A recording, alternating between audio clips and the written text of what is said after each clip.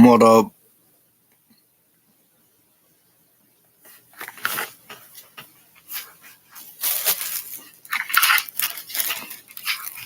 OG, you know. OG,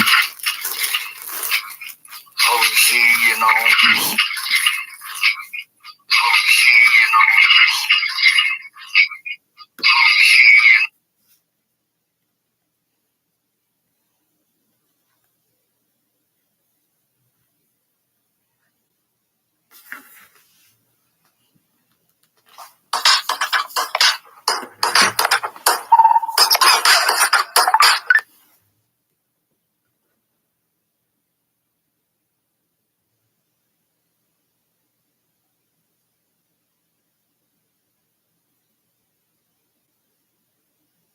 Tonight on the Curse Oak Island. Look at this. What is that? Something in there. This could be it, man. What's in that thing? Holy cow. Oh, wow. The artifacts are creek searchers. Oh, What was going on here? that is the question. Oh, what the heck is that? Wow, that is very badly burned. Part of the ship. Wow. He's getting close. Oh, look at that. Whoa, hey. There's a big timber running this way. Oh, baby. Oh, that's fantastic. Wow. There is an island in the North Atlantic where people have been looking for an incredible treasure for more than 200 years. So far, they have found a stone slab with strange symbols carved into it, mysterious fragments of human bone, and a lead cross whose origin may stretch back to the days of the Knights Templar. To date, 6 men have died trying to solve the mystery. And, according to legend, 1 more will have to die before the treasure can be found.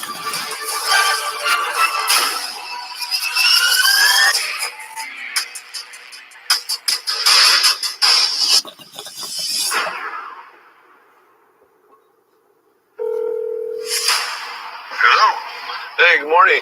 Boy, this is early. What's up? Actually, it's pretty exciting news. Bravo Tango? No, not Bravo. Not Bravo Tango, no. Damn. Another hopeful and exciting day begins on Oak Island. Rick Lagina, along with Oak Island historians Doug Kroll and Charles Barkhouse, eagerly place a call to Rick's brother Marty to update him on a potentially significant discovery made 1 day ago in the man-made triangle-shaped swamp. Yesterday, Billy and Doug were digging in the swamp. I'm going to let them tell you what has been found and the potential of what today might mean. Doug? Yo, lay it on me. Quite excited, actually. We were 9 to 10 feet down, and we brought up part of what looks like I'll say, ship's railing. Really? Yeah, a very finished piece of wood, rounded corners. No kidding. Yeah, this has the potential to be really old. Holy Also, shit. Marty, when Billy was excavating this hole, he's riding on some wood, and he doesn't know whether it's a platform or long pieces of wood, but there's something. Right. He's not down to the bottom layer yet. Wowzer. Although the Oak Island team has made a number of incredible discoveries in the swamp this year, including a massive stone road, believed to have once been part of a ship's wharf, there is one tantalizing mystery that has baffled them for nearly 3 years now. In 2018, the Oak Island team conducted a seismic survey across the swamp using more than 2,000 dynamite charges. This produced astonishing data that revealed a 200-foot-long anomaly buried in the center of the brackish bog that resembled the shape of a galleon ship. Oh, look at that. Yeah. What do you got? It looks like a piece of finished wood. Is it possible that the believed piece of ship's railing and the large mysterious obstruction that members of the team discovered some 10 feet deep in the swamp 1 day ago might be key evidence of just what that anomaly is? So the plan today is we're going to expand the hole, and hopefully he can hook a piece of it up. Boy, is this classic or what? I mean, come on. Yep. With this bloody island, and the rain's closing in. Jeez. Yeah. But we have a reprieve from the weather. Today's supposed to be beautiful. But we're going to take our time. We have to have a real understanding of what this might mean Wow, that is something. I mean, this is big, I think. Yeah. So We'll give you an update at the end of the day. that'd be great. I'll be on pins and needles. Thank you. Okay, thanks. Bye. See you guys. Bye. Well, it's a piece of ships, really. You know, the mind jumps to the old deal that the swamp was used as a disembarkation point for treasure or something. Or a ship was blown in there and wrecked. But along comes a piece of data that supports it, and you get excited about it. I'm excited that they're going back to the same spot to dig, and I'm real hopeful that it'll show something. Hey guys, Morning. Billy, draw that down, or did the pump do it? it's been pumping. Now that the harsh fall winter has begun to set in, bringing with it a heavy rainstorm last night, the team has installed a 6-inch pump to drain the area and allow the team to continue digging with the 30-ton swamp excavator. Okay. Well, Bill, what's the plan? Well, the water's down some. I guess we got to bail it out and look at every bucket that comes out to see if there's more pieces of the wood from yesterday, right? Right. You know, we're at a depth where it should be sand and gravel, but it's not sand and gravel. Look, if we found something amazing, we should take our time, go slow. Gary, metal detect. Steve, take all your elevations and everything you need to do. Charles and I will be down here putting eyes on it. Doug, if you want to get up there, put your eyes on the bucket. Sure. Okay, well, let's not waste a beautiful day. No. They believe that the bucket was sliding across a massive wooden something. So hope is we'll find something else, but you don't put the cart before the horse. You don't start dreaming of artifacts until you actually hold them in your hand. You should be able to put the bucket down and feel, if he feels here, what he felt over there. Yeah. You're pretty close to the depth we were yesterday. Yeah, now you can feel it. Wood on the bottom here, I'm starving. It's almost covered with water now. Problem. Is there any way to keep that pump running, Scott? No, it's all porridge over here now. You're just going to have to dig it out and throw the slop out. Yeah. So, Although the team is hopeful that they may be close to a major discovery, the heavy rains from the previous evening have made the muck and mud of the swamp a frustrating challenge for Billy Gerhardt and the excavator.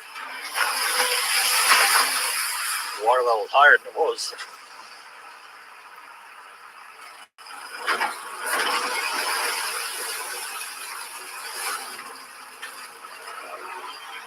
Water's boiling in down here now. You can just see it swelling in. Yeah. It's coming in from behind us there, right? Yeah. okay, well, every minute we waste, more water's coming in. Yep. So, Let's find out what it is. okay.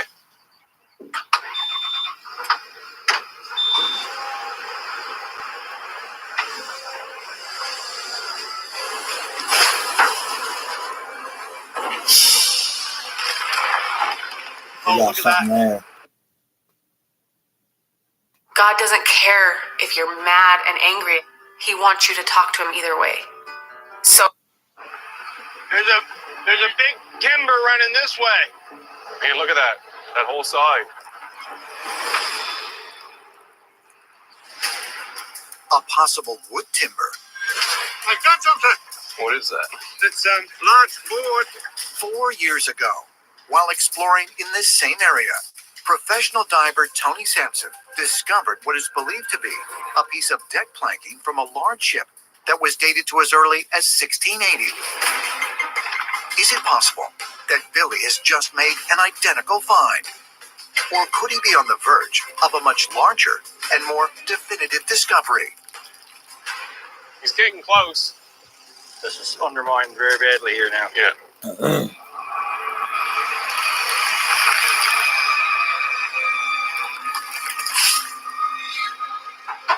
Oh, you can feel this whole thing going. Like jello. Oh, don't move for a second. You can feel that. Feel that? Oh, yeah. I would take it quick because we're going to lose this. It's just not stable enough. It's wet, it's liquid, it's muddy, it's black, it's thick, it's it's a nightmare. That big piece is going to go right now. Look at that piece right there. Is going to go. There it goes. Whoa, whoa, hey. That ain't good.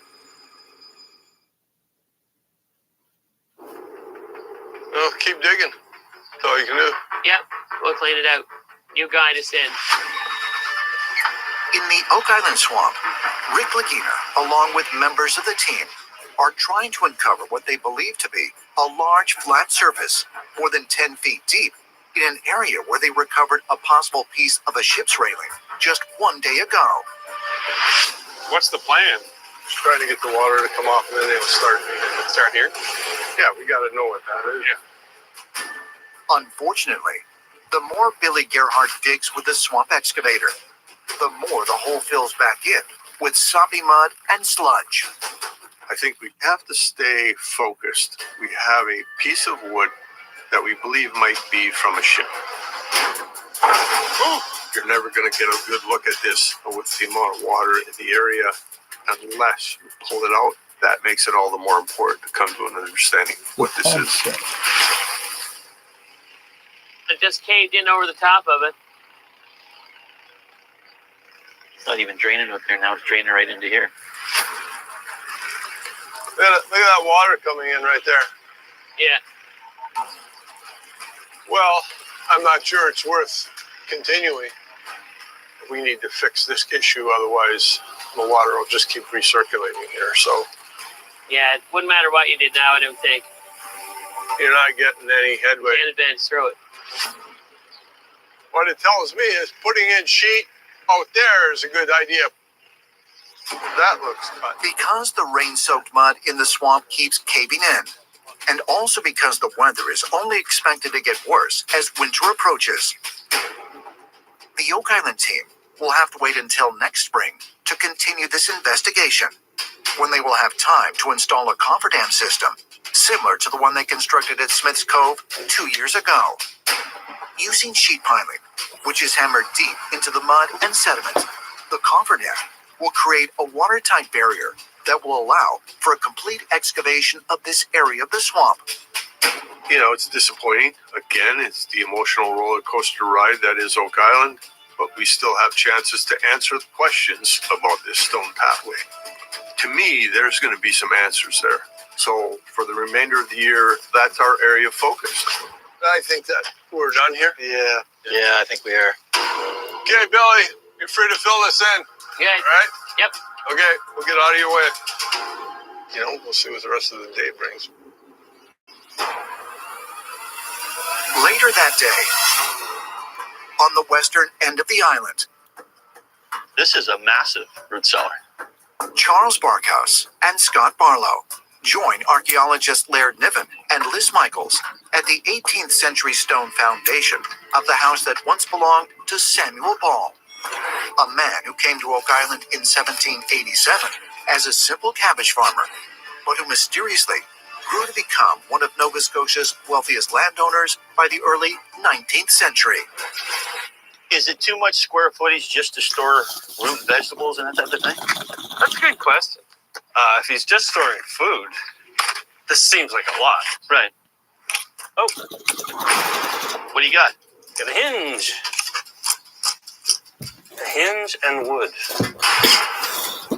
It's nice that it's right by the stairs. Yeah. Yeah, the positioning's pretty significant. A metal hinge found in the stone foundation of Samuel Ball's home? Was it perhaps simply part of a door in the house? Or might it have come from some kind of container or chest? Oh, Looks like the fasteners are still in it as well. It's got some wood coming up here. Ooh, it's delicate. Ooh, there's a cross piece. Wow. that is So this is the kind of the working floor. Right here. So it's not floorboards. No, this is just a dirt floor. The floorboards are right here. Right. Yeah. This would have come from somewhere else. Liz and I came upon some wood that seemed to be intact. They're vertical boards and horizontal boards, so it looked like a door. I actually hadn't seen anything like that before. I'm curious about this. If they're floorboards, they obviously would have been above this level. They wouldn't have floorboards in the root cellar. No, maybe cobbles, maybe rocks. Okay. That's great. Now we know we have more work to do. When while Charles and Scott continue working with Laird and Liz at the Ball Foundation. So here's what we found. Holy cow.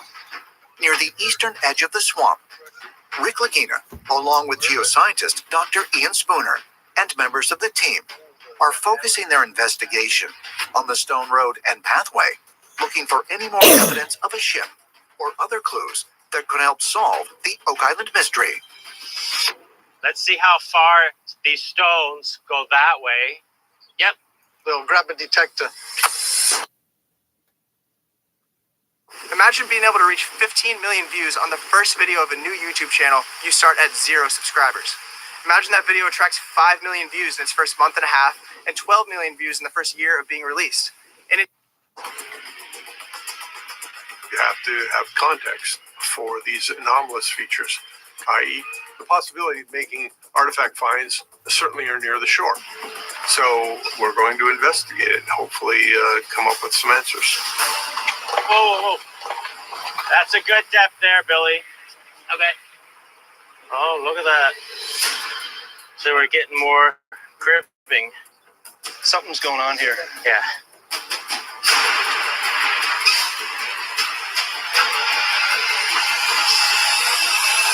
Oh, wow. Rick, check this out. What have you got, Gary? That's unusual. Came out of that last bucket. It's one piece of wood. Yeah, that is strange. It's perfectly square. Yeah. Oh, it was made that way, by the look of it. Aaron! Check this out. Hey guys, what do you got? No. We're hoping you can tell us. Oh God. Wow. It's got to be a tool. Yeah, I was gonna say like something for architectural or Yeah, like a little carpenter square. yeah. A possible carpenter square found near the stone pathway on the eastern border of the swamp. Holy shit. Could it be an important clue, like the wooden survey stakes and wood pieces dating back as far as the 15th century that might be connected to the feature's construction? And if so, might it also help identify just who built it? Interesting thing about something like that, you can actually date them. It's wood. Yes. So this is probably more important than we think. I will put this away. Well, good find. Yeah. Thanks, guys. While Rick and members of the team continue their investigation in the swamp. Later that afternoon, Hey, guys. Hey, Mike. Thanks for coming down. This is the island. Well, that is cool.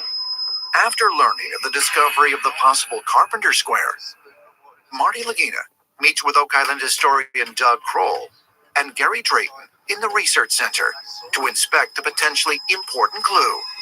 First, I thought it was metal because of the shape of it. That is actually kind of exquisite, isn't it? It's one piece. This is not joined to this. What do you think it is? I've looked through shipwright tools. I've looked through old carpenter tools. It came up as a stonemason's tool. Oh, DL. It was a stonemason's tool. That's what it most closely resembled. In the research center, Doug Kroll has just revealed that the possible T-square may be an actual stonemason's tool. Well, obviously, its uses for right angles, isn't it? I mean, That's the idea I ran with, because they say that form follows function. So, If the team has actually found a stonemason's T-square in the triangle-shaped swamp, could it be evidence tying one particular organization to the Oak Island mystery? Ever since the discovery of the money pit in 1795, the secretive fraternity of builders known as the Freemasons, who also descended from the ancient order of the Knights Templar, have been closely linked to Oak Island. In addition to the fact that several prominent treasure hunters, including Daniel McGinnis, M.R. Chappell, and even a young Franklin Delano Roosevelt, were members, numerous Masonic symbols, such as the letter G for God, or Grand Architect, crosses, and prominent triangles, have been found all across the island. that is really cool. This so-called Mason's tool, it's nicely crafted, which seems to have sort of Masonic connections. And more to the point, creates angles that are very useful in a practical sense. 30-degree angles, 60-degree angles, 90-degree angles. Those are very useful in building and laying out things. So I want to get a date on it, and I want to find out what its use is. Both those things are very interesting to me. It's amazing how it's well preserved like that because of the swamp. That's a pretty cool find, Gary. I'm going to say two things. One, which I've been saying a lot lately, let's put it in the line for carbon dating. Okay. Yeah. And what's the second thing I always say? That was nice, but go out and find some more. That's right. Sorry, Gary. I hate to be so predictable. All right, guys, I'll let you carry on. See you. See you, Marty.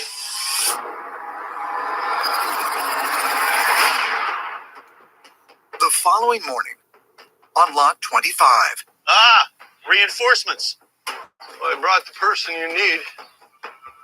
Rick Lagina, Gary Drayton, and Rick and Marty's nephew, David Fernetti, arrive at the foundation of Samuel Ball's 18th century home after being alerted to another potentially important discovery by archaeologist Laird Niven and other members of the team. Laird, you want to tell them what we found? Yeah, so we were clearing out the cellar floor. As we were working along, we found some wood that seems to be in situ, perhaps a hatchway or a doorway. Wow. A possible doorway embedded in the floor of the Ball Foundation? Just what might have been, or could still be, on the other side of it. Would I love it to be a door to an opening in the floor? Absolutely. Who knows what it is? How much of the door is still there? Is it intact, all of it? We've got a good number of boards here, but it's pretty partial.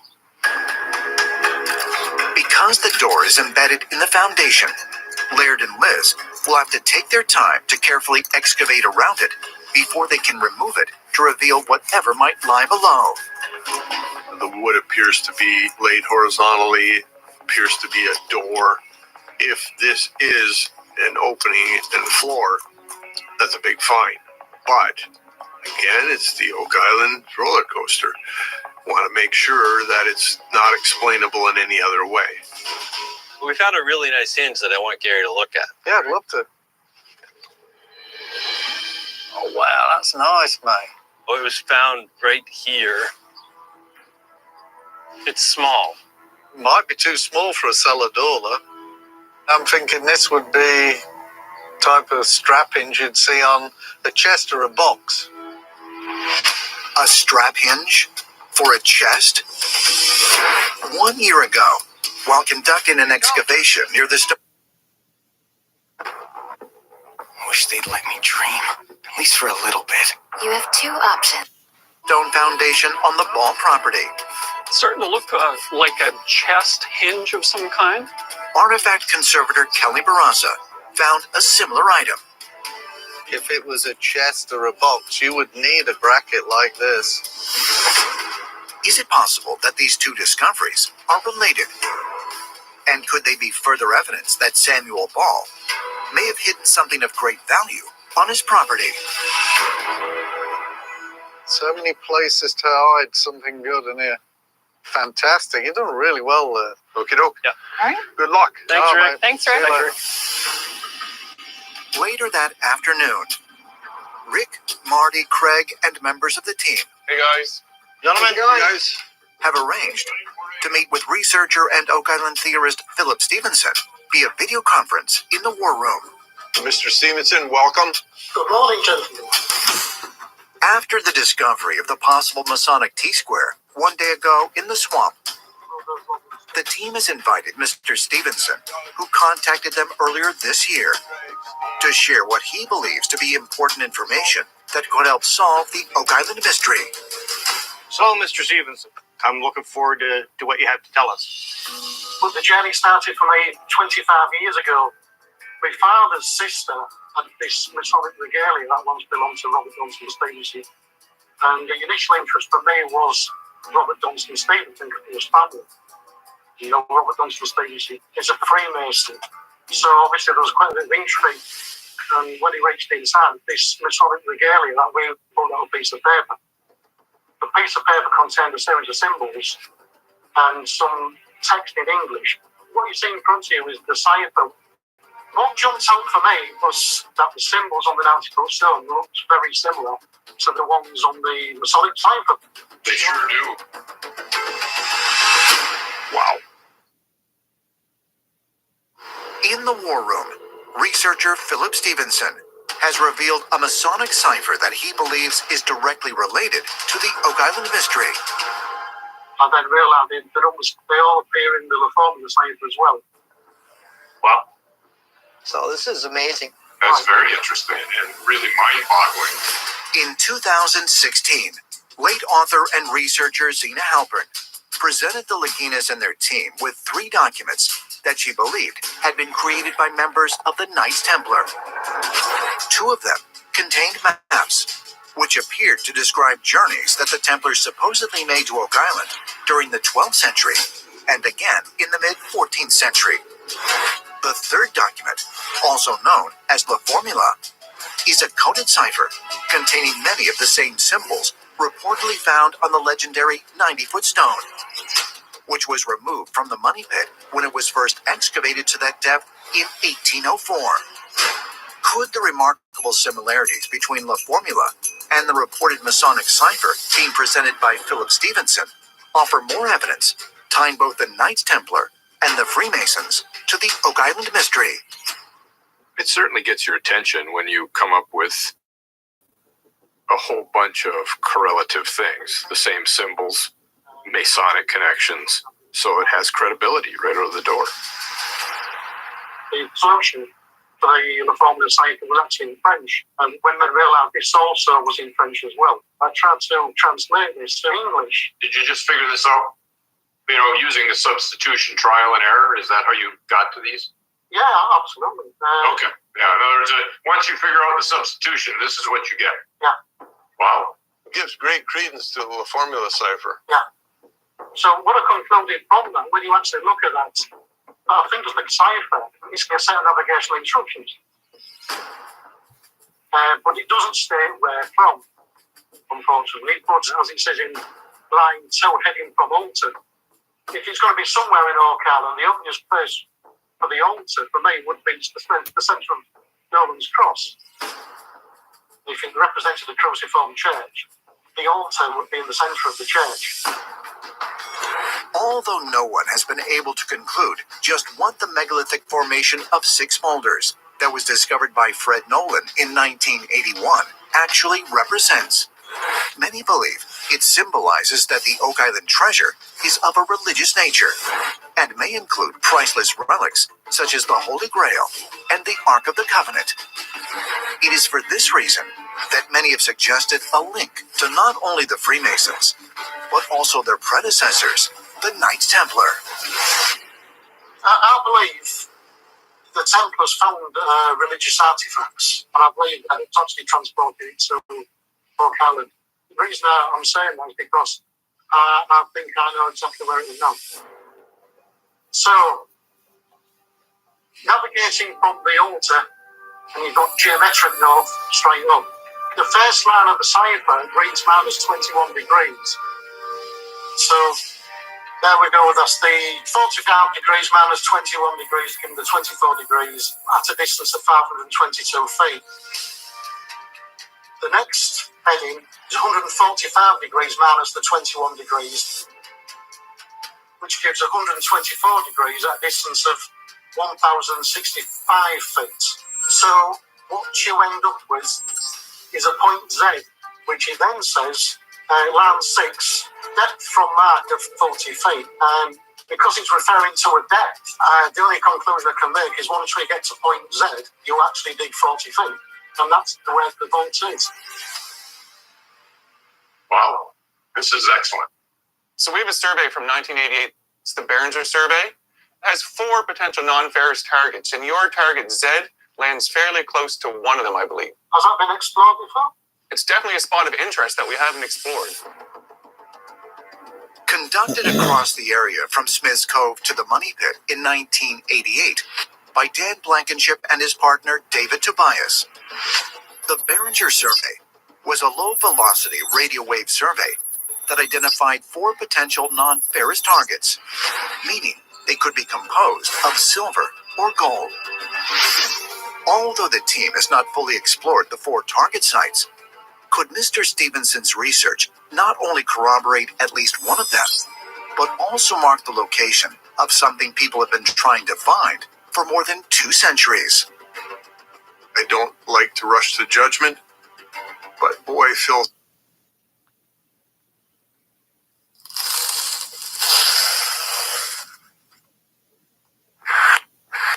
Phil's theory is quite compelling. There's an X on the ground. He's suggesting that it's only 40 feet down. Let's just put a rig over the site and drill it. Very interesting stuff.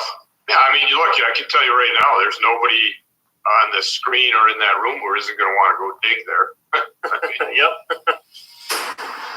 It's more than interesting. I mean, as I sit here, my mind rebels against the thought that it's mere coincidence. I agree. There's a lot pointing to the same place. So let's get out there and mark Z and find out what's down 40 feet. I'm very hopeful. Phil, thank you very much for your presentation. Okay, every man to his duty.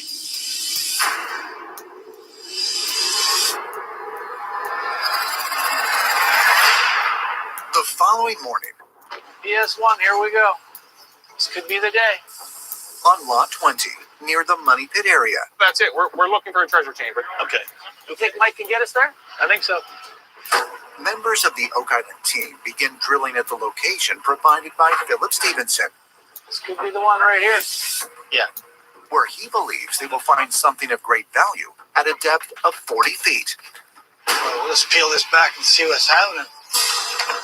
Pretty tight looking stuff, Terry. It is in place. I don't see any evidence of disturbance. It's always a great thing when a theorist will say, here's your X, dig here. He's saying that his location is but 40 feet down. Well, it's a simple matter of putting a rig over the site and find out whether or not there is a vault there. What are we looking at? 29. 29.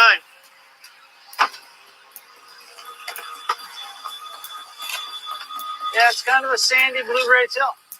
This is actually the stuff that you want over a treasure vault if you're going in from a tunnel, right? Oh, absolutely. You want this hard stuff over top No to question. preserve whatever vault or whatever treasure you're burying, right? This is exactly what we want to see if we're looking for a treasure trove at depth. Our target horizon being only 10 feet away, you're coming up in this next score.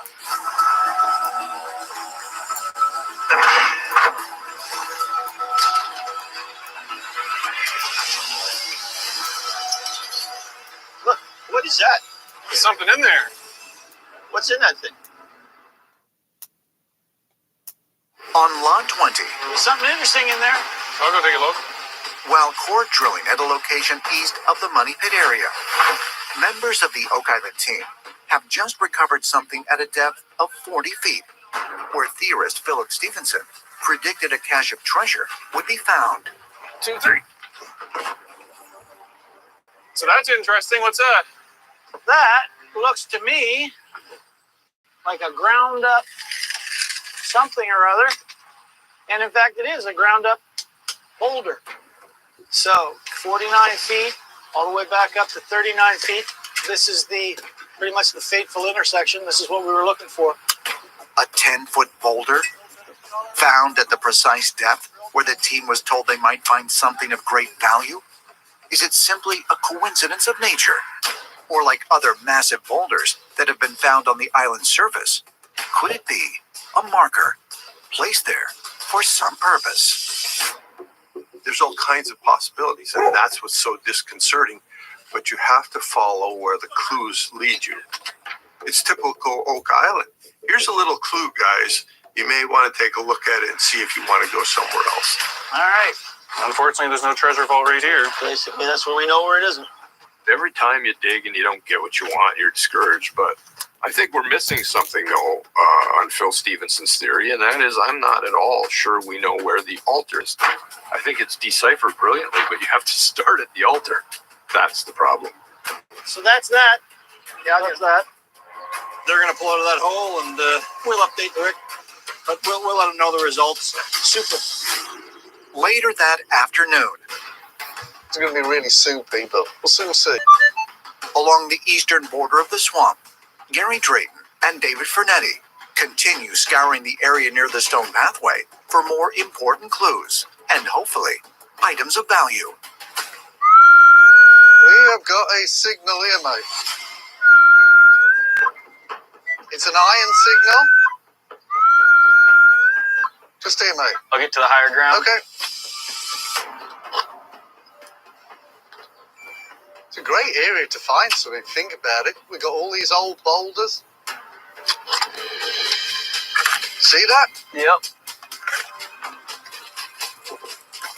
What the heck? Rick! Check this out. I guess I don't have to ask what you found. No, I mean, this is a really old piece of iron, Rick. Yeah, and huge. Yeah. That does look broken. I mean, it's bent in two directions, right? Let's have a look. Oh, it's broken, all right. If you could imagine you complete the circle, it would have gone close to there. That's what it looks like to me. Some kind of ring bolt. Ring bolt. Ring bolt! Hey! A possible ring bolt? Could it be connected to the others the team has found this year along the stone pathway? Ring bolts that dated back to as early as the 17th century and offered evidence of cargo being offloaded from a ship and onto Oak Island. I mean, this has been under some stress. I mean, was it in a boulder? I don't know what to make of it. Well, look, we're speculating a lot about what this might be. David, why don't you take that to Dr. Taylor and have him take a look at it? Yeah, sounds good. That's fantastic. That is. It's an 1.25 inch solid steel bar that took some force to bend that. But why? I have no idea. But that's why we try to apply science to it. And we also have people to take a look at it and try to give us a greater understanding as to its purpose.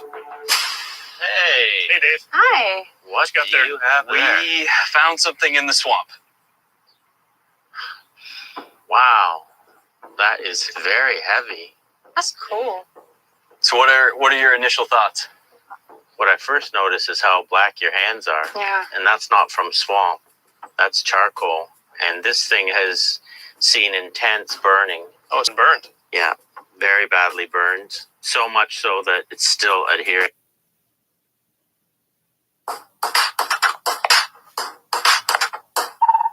Vigo!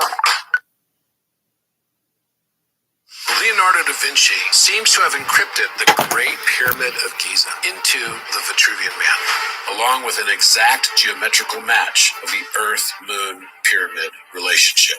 Da Vinci has identified the presently known subterranean queens and king's chambers, which begs the question, do his upper lines represent presently unknown chambers? The Japanese delegation had located a void space above the Grand Gallery that appears to lead exactly to the throat chakra line on the Vitruvian Man, indicating that where Da Vinci has left us another horizontal line might be leading us exactly to the precise location of another chamber undiscovered. The Last Supper also carries the exact angular reference of the Great Pyramid. In the King's Chamber, I noticed the Alpha and the Omega. On the right wall, we can see the faint letters Alpha, Q, W. W is a lowercase omega. Join me in this journey as we crack this mystery, left to us not only by Leonardo, but other Renaissance and ancient polymath philosophers who have been endlessly pointing us to the same conclusions. Everything is connected. I'm gonna download that. Adhering to the iron. So I think it was part of a wooden structure, maybe something to do with some large timbers on a ship. That's good. The iron object, severely burned and potentially related to the wooden timbers of a sailing ship? Could it be related to the possible piece of ship's railing that the team found 3 days ago near the southern border of the swamp? And possibly the massive ship-shaped anomaly the team identified with seismic scanning 2 years ago. All right, well, we'll go take this to the research center. I'll come with you, actually. Thanks for showing that to us. Yeah, you bet. That's great. Later that afternoon, before the day comes to a close, welcome to the war room. Rick and Marty Lagina gather members of the team in the war room for a video conference with Craig Tester to hear a highly anticipated scientific report on the possible Mason's T-square found 2 days ago in the swamp. Craig has the C14 results from the swamp, and so very much look forward to that. Okay. All right. So, Craig, I'm going to turn it over to you. Okay, I'm going to look at the Wood Mason's tool.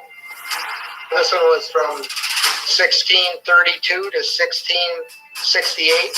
Whoa.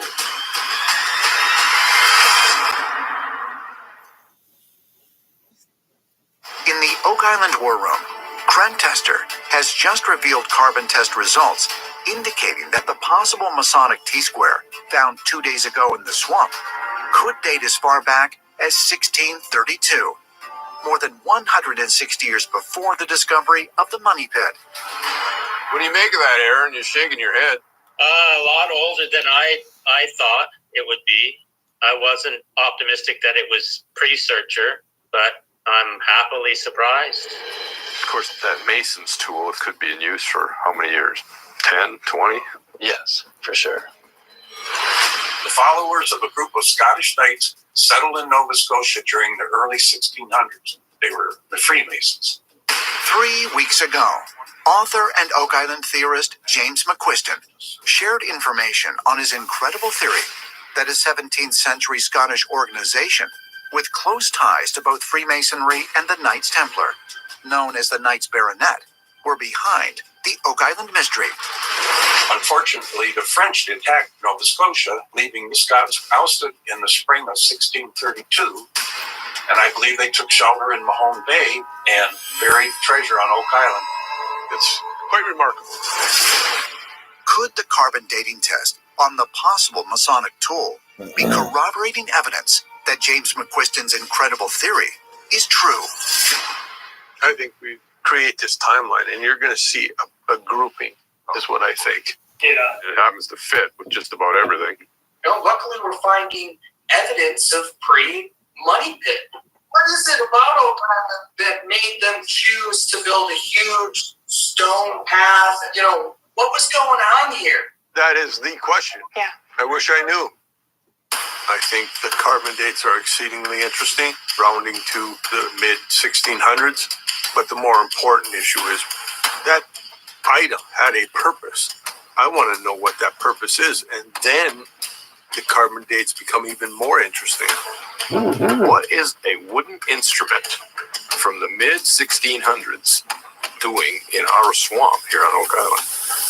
All right, well, that's very cool and very old. Yeah.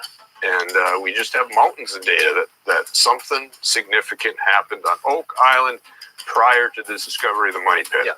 I think we can all attest to that. Yeah. We have an agenda, right, in the southeast corner, finding out where X marks the spot, where the pathway ends.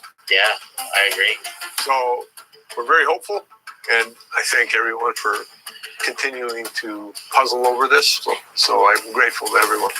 All right, then. Let's get back to it. All right. Thanks to everybody. Thanks, guys. Take care.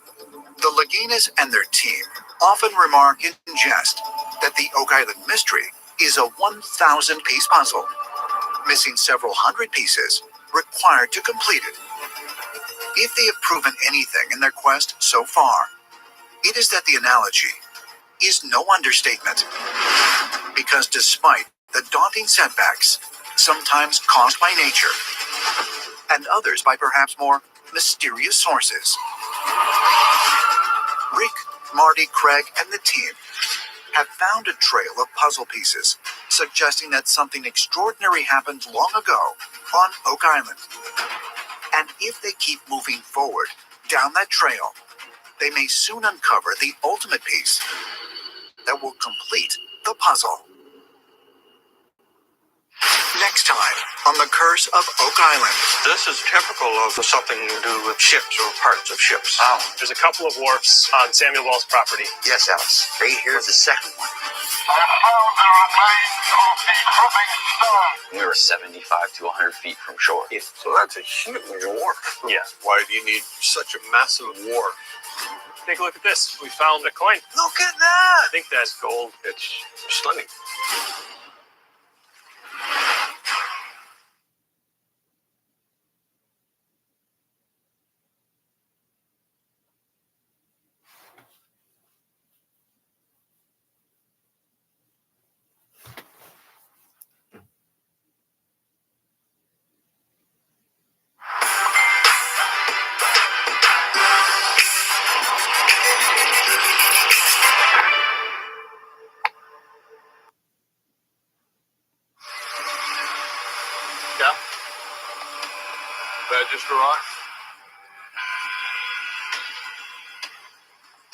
No, that is not.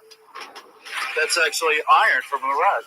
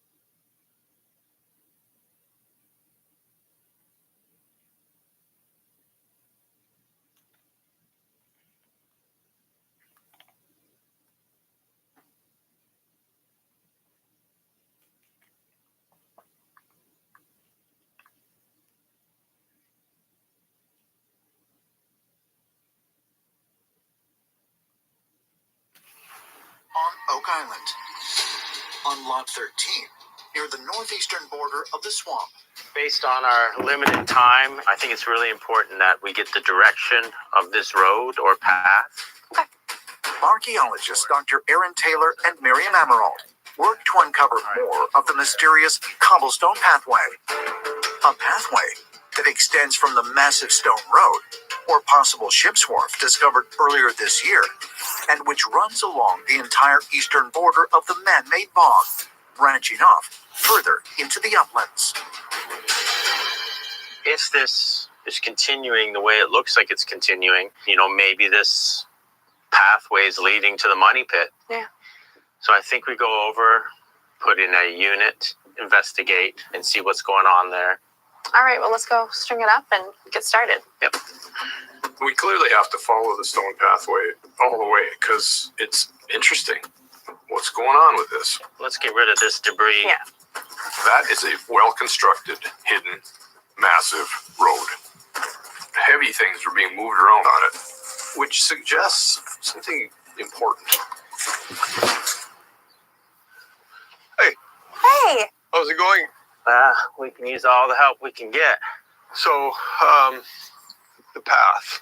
What's your thought? Just continue this way? Yeah, so we just tried to leapfrog a little bit. Mm-hmm. It's coming diagonally through the unit we did. Mm-hmm. So we're just going to try and pick it up here. But there's a couple areas I'd like to investigate. Here's the thing. The time and weather window's closing. Yeah. So, if you want to continue here, I could go down there. If you want to just focus me on where I should do the work. Sure. That's a great idea. With time running out, the team has decided to split up and search two different areas. While Dr. Taylor and Miriam search further uphill, trying to uncover the next section of the cobblestone path, Rick will investigate along the path itself, near the beginning of the uplands, in hopes of finding any clues that may shed light on who built this structure and how it may connect to the 226-year-old mystery. We are still struggling with an understanding of what the feature represents. Is this part of the money pit story, or is it uniquely a swamp story? You see where that stick is? Yep. So everything above the stick can be taken off with a shovel? Okay. And the only way to do that is to continue the archaeological pursuit and hopefully come up with an artifact or artifacts that will tell us why it's here now. I really want to see what's going on here. Okay. See those stones? Yep. This is where all the artifacts are coming from. It's an interesting area. Okay. And shout if you see anything of interest. If there's anything, I will call you immediately. Thank you. Yep. while the investigation continues near the swamp. Mike, what do we have? 48. Thanks. And while the core drilling operation in borehole C11.5 continues in the Money Pit area. Hey, Craig. How's it going? Craig Tester and Dan Hensky, along with Dr. Ian Spooner and his associates Dr. Matt Lukeman, Nicole Kirkpatrick, and Victoria Hopper, arrived to conduct the water testing operation that Dr. Spooner hopes might offer scientific evidence of buried treasure. What we're trying to do, I think, right now is do sort of a pathfinder study. Okay. So get a bunch of samples, try to sort of get the circumference, the perimeter of this area right here. And that way get a good idea if maybe we're seeing anomalous material. Oh, sounds great. So we'll see how it goes. Okay, good. So absolutely, there's a high chance that we're going to see maybe some signals in there from more recent human activity that might complicate things a little bit, which I think is why it's important that we get samples from multiple locations so it could help point us in the right direction. Okay. Well, I think we're going to start with C1 here, but after that, there's a lot of wells all over the place that you guys can sample. Are we ready? We are ready, so we'll get our equipment, we'll head over, and then we'll go and get our sample. Okay. Good. First of all, I love hard data. It's hard to come by on Oak Island. So now we have two PhD scientists, Dr. Lukeman and Dr. Ian Spooner. It's exactly 9 meters to the top of the basin. Okay. They're going to do a water analyses from many of the wells found over near the Money Pit. So, yeah, it's exciting. I mean, let's say the scientist said, look, this is for sure. There's a big chunk of precious metal down there. Well, then we got to find it.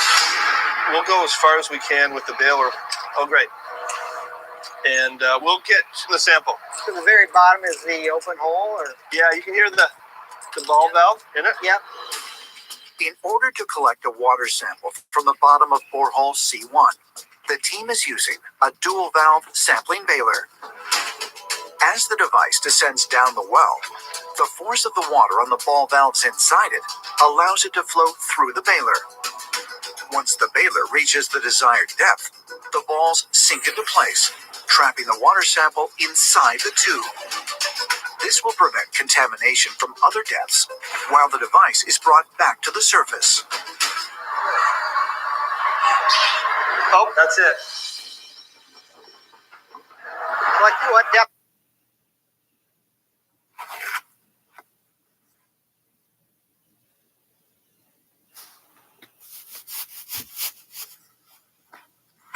Depth are you gone at? 183. 183, okay.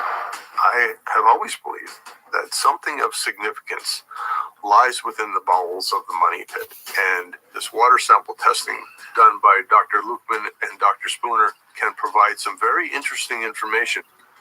They might be able to put X on the ground. That I found exceedingly interesting, and I look forward to their analysis. Good. Just hold that up there. We'll keep that sample. Yeah. We'll keep that for sure. Okay. Wonderful. Let's do another sample. Okay. As Craig, Dr. Spooner, and members of the team collect more water samples in Money Pit area, back in the uplands near the swamp. Hey, Rick. Hey. Rick Lagina, along with Dr. Aaron Taylor, Miriam Emerald, and Alex Lagina, continue their own search for valuable clues along the stone pathway. As this path appears to turn to the upland, we're finding an incredible amount of artifacts. What's that? So I don't know what to make of it. Is this the centralized location for the build of the stone path? I don't know. The more we look, the more we find. That may be stone. I think That's so. not. No, that's brick fragment. This is nice. That's a fragment of a pipe bowl. Clean it up. We maybe get a maker's mark on it, and then we'll be able to tell where it was made and when it was made. That's annular wear. That's the early stuff. Quite early 1760s. Okay, I'll bag this up. Okay. Great. I'm just gonna go check on those guys. All right. Thanks, Rick. Working with Aaron and Miriam, it's like a little mini treasure hunt. You know, you're scraping away with the trowel, and all of a sudden, there in front of you is a little surprise, a little piece of hopefully connective tissue. So it's somewhat intoxicating and addictive.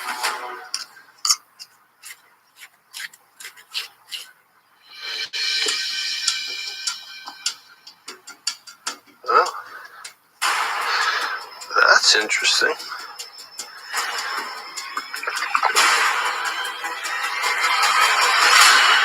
Huge. Rick Lagina has just made what he hopes could be an important discovery. I don't know what that is.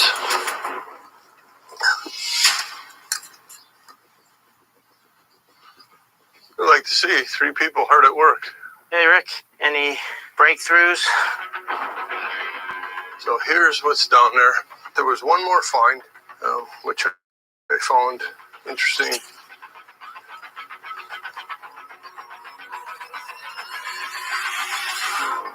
Sweet Jesus. It's really nice. It's a base, probably a plate. There you go. Just looking at it now, it looks like creamware. Creamware comes in 1763. The British bring it in when they arrive. It might be yellowware, which is a little later. Just because all the pieces we've been finding are from that period, I think this is a creamware. But you seldom find a nice base intact like that. First produced around the 1740s in Staffordshire, England, creamware is a refined lead-glazed earthenware named for its yellowish-white, cream-like color. Could this discovery be an important clue to help identify who made the cobblestone pathway? If so, might it also be connected to the pine tar kiln located on nearby Lot 15, which blacksmith expert Carmen Lake believes was of British design, and which archaeologist Laird Niven believes may have been used for the continuous burning of materials in the construction of the original money pit.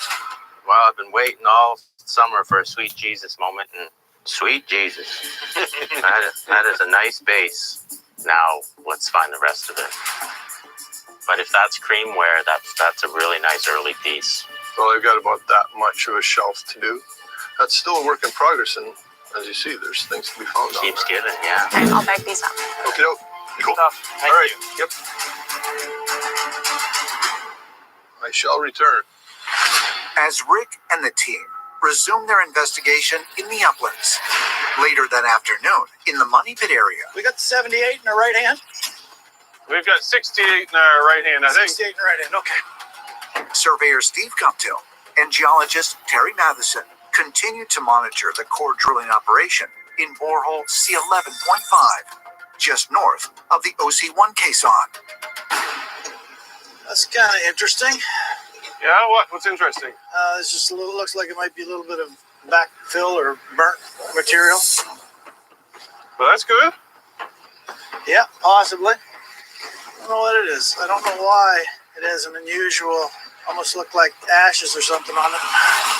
Burnt, backfilled materials found in borehole C11.5?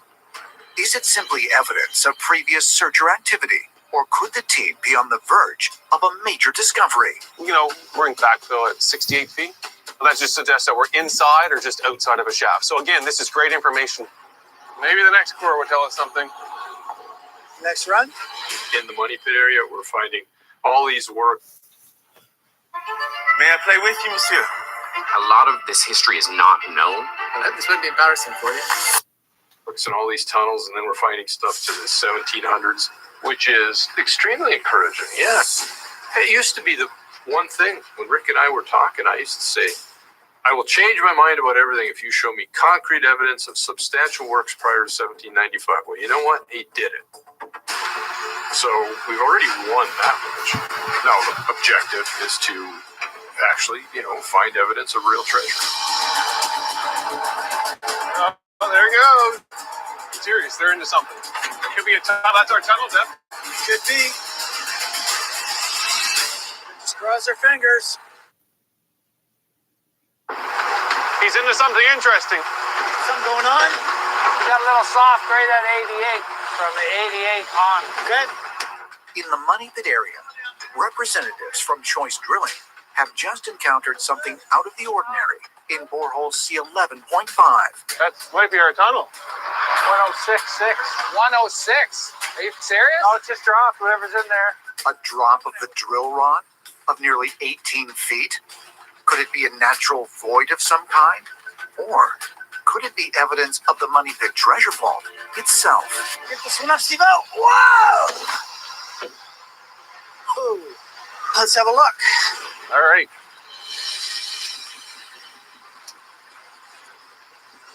It's pretty loose at the bottom. Yeah. Anything interesting?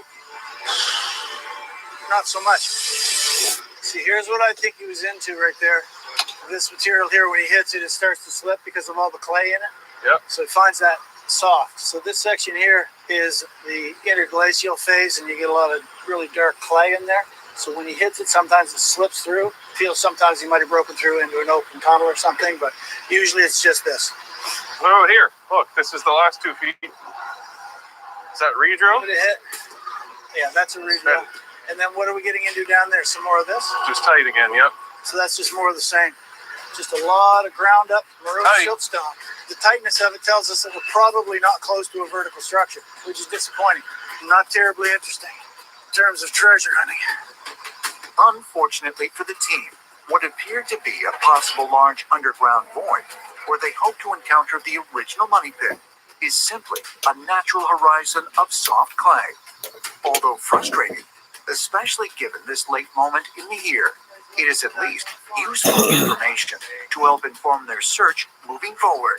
So C11.5 turned out to be nothing, which is good information because it helps us really put an X through our Money Pit grid, and we know that's an area of really of non-interest for us right now. So Terry's going to log the information, I'm going to plot it in our 3D model, and we're going to move to the next hole.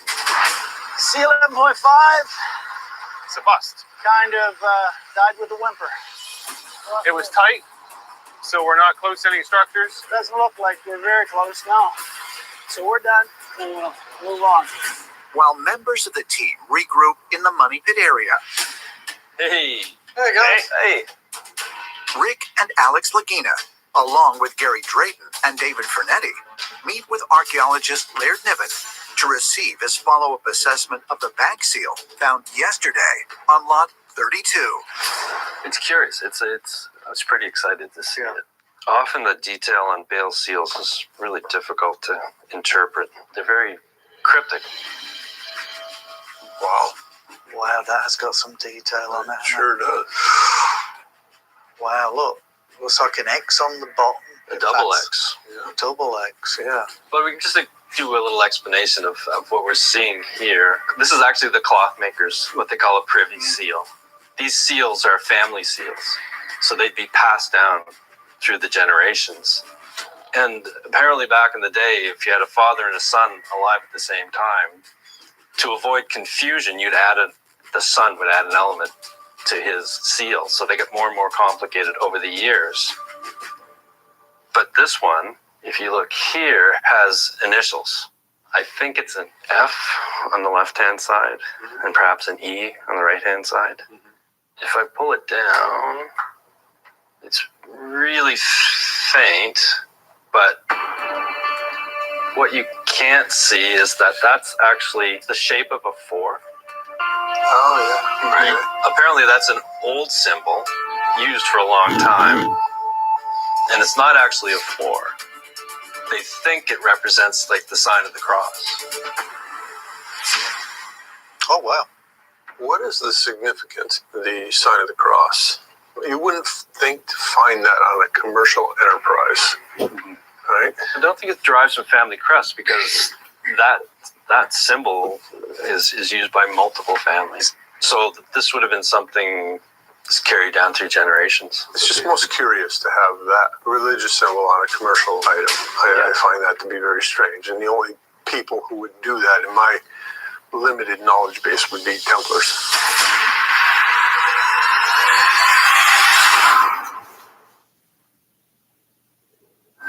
In the Oak Island Research Center, archaeologist Laird Niven has just revealed to Rick Lagina and members of the team what could be a critical clue on the metal bag seal recently found on Lot 32. Going back, though, to the origination of it, and you think back, right, the Templars were heavy into commerce. I mean, they literally were the bank. A real good smoothie needs real good stuff. New at Baskin Robbins. Seize the yay. Yay!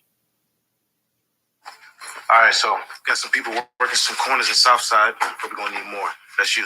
I already told you, I'm not moving weight for Noma or any other fucking bankers and the financiers and the commercial operatives of the day. You know, those were the people you dealt with. Yeah, I just find it really evocative. I find it really cool. You know, it's a symbol that's old enough that the origins have basically been forgotten. Could Rick Lagina be correct that the lead bag seal found near the swamp might be evidence connected to the Knights Templar?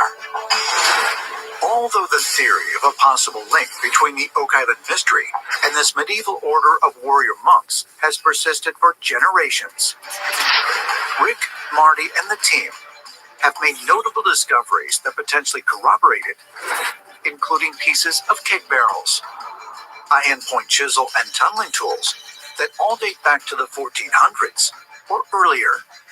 However, the discovery of the lead cross at Smith's Cove 3 years ago remains the most compelling, due to the fact that a scientific test known as laser ablation helped prove that it's at least 700 years old and was made from lead originating in an area of southern France that was once a stronghold for the Templars.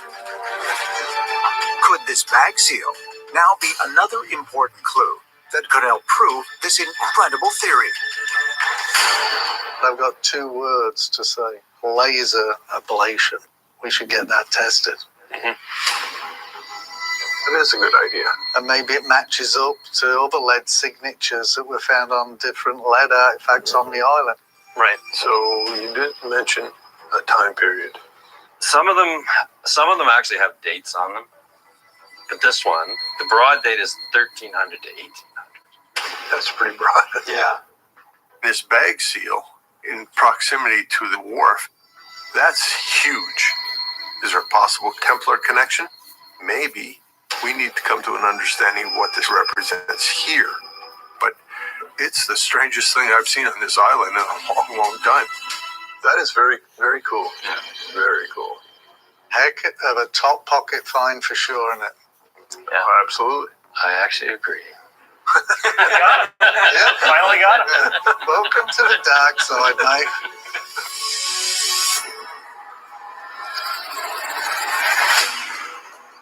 Welcome. One of my favorite times. We get to look at some, I believe, will be very interesting data.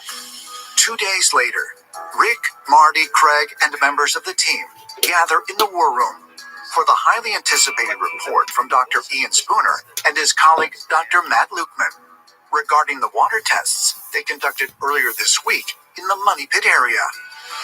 So I've got one question to ask. Do you think there's treasure in the Money Pit? Ooh, I like that lead in. No, I'm serious. Do I? Yeah. Small chance. I do. I absolutely do. I believe that what they drilled into in 1897 is real. Right. And I think it's still there. Right. So, Doug, can you bring up the presentation? I can. Great. That image shows the wells. There were 12 of them. We took the samples, and what Matt did was take the initiative to scan it through the whole spectrum, and that's when some interesting things came up. I'll flash right forward to why I asked you that question about, do you believe in treasure? Mm-hmm. Whether it was pieces of 8, Maravedis, anything like that, they were only about 20, maybe 30% silver. The rest was zinc and copper. And so I said, okay, if there really is a ton of treasure down there, then what we might expect to see is elevated levels of the alloys of silver.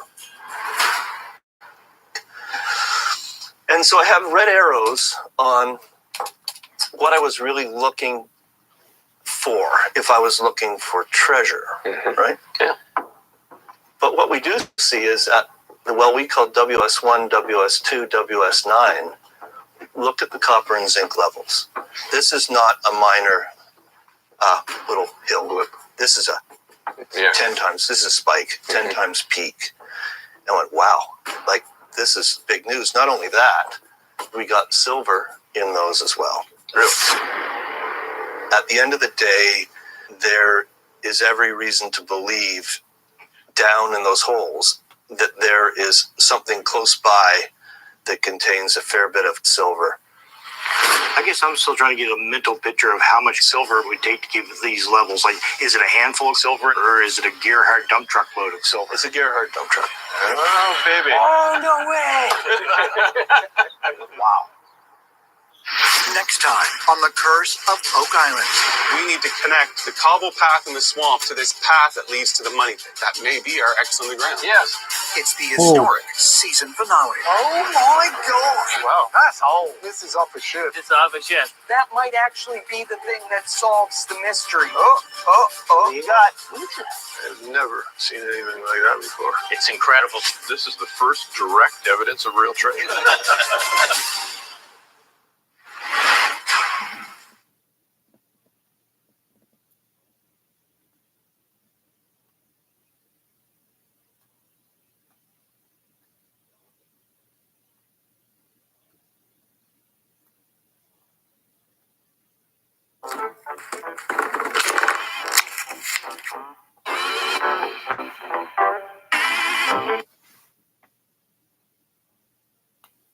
Tonight on The Curse of Oak Island. Here we are digging in the money pit. Nothing like this has been done since 1801. Wait till we hit something. You better believe it. The treasure of Tumbez is the biggest missing treasure of gold. I think it's on Oak Island. This could be the year, Dan. Poison's on the vault. How prophetic is that? We're feet away from what we've labored for 8 years. Come on, baby. Wood. Oh, wood. All be damned. There is an island in the North Atlantic where people have been looking for an incredible treasure for more than 200 slab with strange symbols carved into it. Even a 17th century Spanish coin. To date, 6 men have died trying to solve the mystery. And, according to legend, 1 more will have to die before the treasure can be found.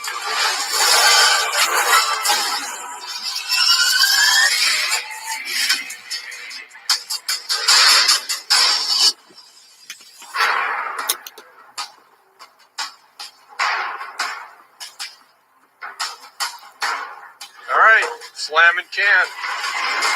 Gina, what began as a dream more than 50 years ago has finally become a reality. They and their partners are digging in the Oak Island money pit. Andrew, make it whole. Hey guys, yes, making hole. I love Making that. hole. Sinking casing. You know, when we first started doing this, I was thinking, man, this is painfully slow. But you know what? It's not. It's almost 20 feet buried there already, 15. Yeah, so we're probably 2 hours into it. We're down 15 feet, 13 feet inside, so things are going well. With the help of a device known as a casing oscillator, is driven down into the ground. It is a method strikingly similar to the one Dan Blankenship employed 45 years ago when he dug borehole 10X by using old railway tank cars welded end to end. And just like 10X, the Valley 3 borehole will be both wide and safe enough for a diver, should one be required when the team reaches their target, the Chapel Vault. In 1897, treasure hunters William Chapel and Frederick Blair located what they believed to be a 7-foot tall, nearly 143 feet deep beneath the surface of the money pit. What made their find even more astonishing was that their coring bit also pulled up bits of gold, along with a small piece of paper on which was written the letters VI. Definitely got wood. See what else we might have. It was the same wooden vault that Rick and Craig believed they located 2 years ago. Concrete and then wood. That's the description. That discovery, coupled with several weeks of painstaking research, have suggested to the open. We're going to go pick up the next extension, 24 feet long, put it in place, bolted on, 16 bolts, and we're sinking can, driving can. Yeah, sinking can, making hole. You know what? We made substantial progress here, and it's basically historic. Nothing like this has been done, in my opinion, since the original Money Pit, because everybody else was guessing. We know exactly what we're headed for. I mean, even Chapel and Head, they were guessing. Yep. So this is the first time someone has actually drilled with a target, I'd say since 1801 or so. Yep. It is. Wait till we hit something. Better believe it. As Cat says, keep slamming can. It's pretty exciting. You know, nothing's falling apart. We seem to be on target. Something is actually all coming together on Oak Island. As the 24-foot-long steel caisson grinds slowly into the ground, an 8-ton digging tool, known as a hammer grab, excavates the earth. Each extraction, also known as spoils, is then loaded onto a truck and transported some 1,000 yards away, near the middle of the island on lot 25. Hey, Jack, why don't you grab the backhoe and let's spread these spoils out? Then, Jack Begley and island historian Charles Barkhouse will carefully examine them for artifacts or bits of debris that could provide important evidence. Down more. There you go. Now just back up.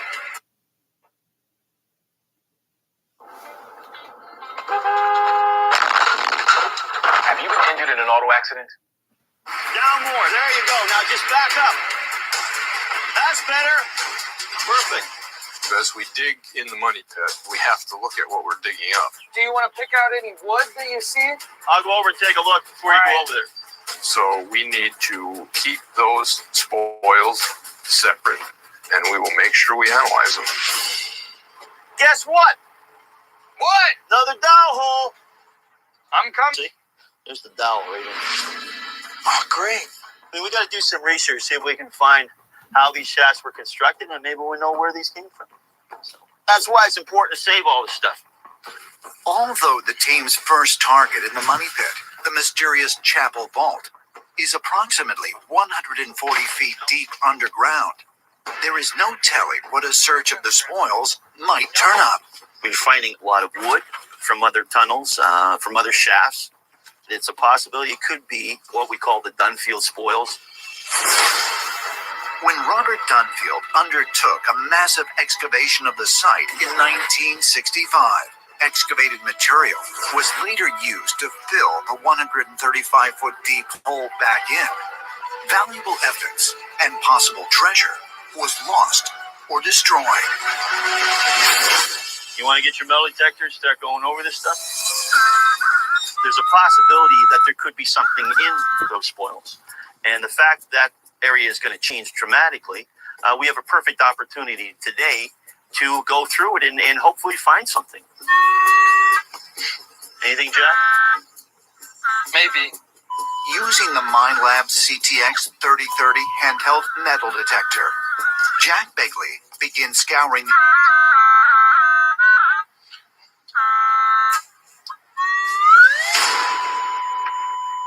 Look at that. Wow, it's way above the line there.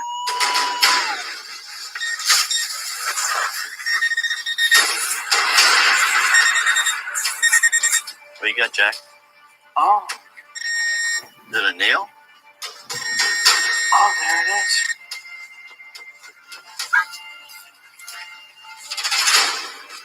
It's a bullet. You know what? You're right. It's a shell casing. A shell casing from a bullet? And if so, what was the prey? Was it animal or human? And we know it came from down in the Money Pit area. Yeah. All right. I'm going to see if there's anything else.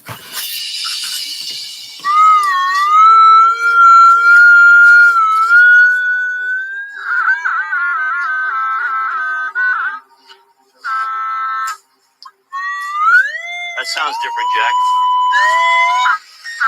Yeah, we got something. Yeah.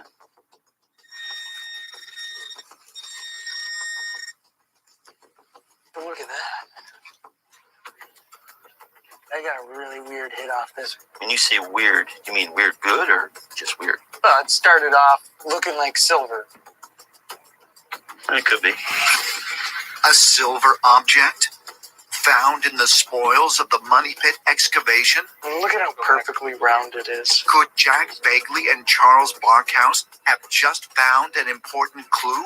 Something previously overlooked by Robert Dunfield. Looks really weird to me, though. It does look weird. Or could they be looking at something even more significant? Perhaps even a small piece of the treasure itself. Dense. Yeah. Yes, it's very heavy. Yeah, it is. Okay, Jack, I'm going to put this in the bag. All right, we're almost done with this first pile, Charles. Yeah, I know. Like all of the artifacts found on the island, the metal object Jack discovered must be cleaned, photographed, weighed, and analyzed to see if it has any significance, either geologically or historically. Charles, we're done with pile 1. Hey, man. Let's move on to pile 2. Sounds like a plan. Let's do it.